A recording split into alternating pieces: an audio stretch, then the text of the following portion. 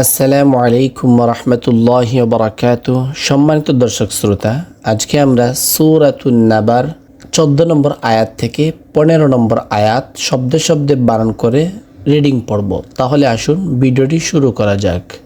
আউযু বিল্লাহি মিনাশ শাইতানির রাজিম। বিসমিল্লাহির রহমানির রহিম।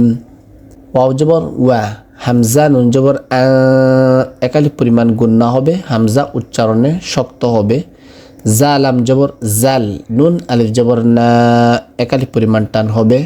ওয়া আনজালনা, মিম জের মি, নুন লাম জবর নাল, মি নাল, মিম আইন পেশ মু, সজ্জের সি, র খাড়া জবর র একালি পরিমাণ টান হবে। তাজের তি, মিনাল মুসিরাতি, মিম আলিফ জবর মা চার আলিফ পরিমাণ টান হবে। হামজা দুই জবর একালি পরিমাণ গুন্না হবে, কেননা তানবিনের পরে সা আসছে, আর সা হচ্ছে নুন সাকিন ইখফার হরফ। সা জিম জবর সাদ, জিম আলিফ জবর জা একালি পরিমাণ টান হবে। জিম আলিফ দুই জবর জান, এখানে আমরা ওয়াকফ করলে এক জবর পড়ব।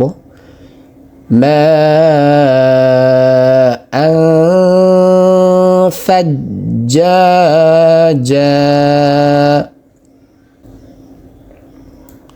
লামজের লি, নুন খ পেশ নুখ, লি নুখ, রজের রি, র উচ্চারণে বারিক হবে।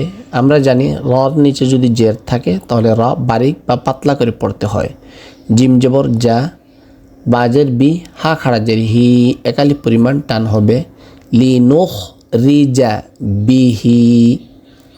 হাবা জবর হাব, বা ওয়াও দুই জবর বাউ একালি পরিমাণ গুন্না হবে, কেননা তানবিনের পর ওয়াও আসছে, আর ওয়াও হচ্ছে ইদগামে বা গুন্নার হরফ।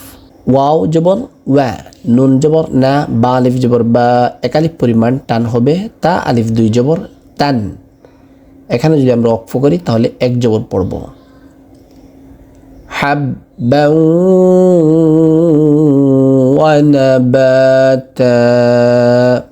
সম্মানিত দর্শক শ্রোতা, এতক্ষণ আমরা শব্দ শুদ্ধ বানান করে পড়লাম, এখন আমরা রিডিং পড়ব। তাহলে আসুন শুরু করা যাক। ওয়া আনজালনা মিনাল মুসিরাতি মাআন সাজ্জাজা لنخرج به حبا ونباتا صدق الله العظيم। সম্মানিত দর্শক শ্রোতা, এই ছিল আজকের ভিডিও। ইনশাল্লাহ পরবর্তী ভিডিওতে আবার দেখা হবে। সেই পর্যন্ত আপনারা ভালো থাকেন, সুস্থ থাকেন এবং লাইক এবং সাবস্ক্রাইব করে চ্যানেলটির পাশে থাকবেন। নামাজের সময় হলে ওয়াক্ত মতো নামাজ আদায় করে নেবেন। আসসালামু আলাইকুম ওয়া রাহমাতুল্লাহি ওয়া বারাকাতুহু।